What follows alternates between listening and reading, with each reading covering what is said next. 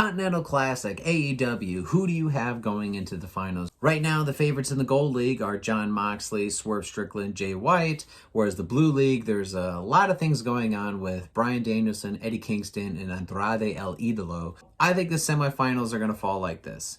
I believe that Jay White should upset Jon Moxley, and that way they can go to the finals where there could possibly be a three-way for the Gold League finals between Moxley, Swerve, and Jay White.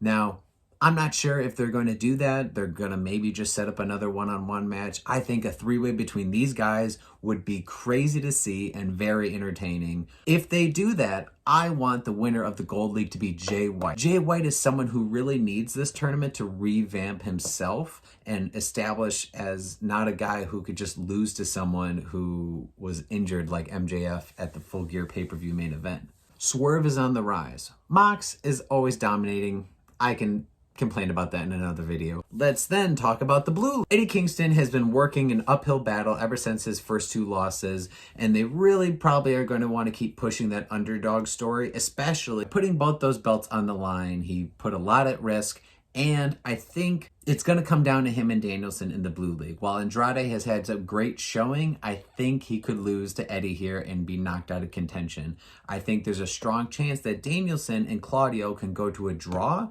where that'll put him over the edge and into the semifinals against Eddie. Danielson and Eddie versus possibly Jay White, both those I could see being at the pay-per-view. You got the strong baby face of Eddie Kingston versus the dastardly sneaky heel of Jay White. Then you also have the possibility of Bryan Danielson versus Jay White on a pay-per-view.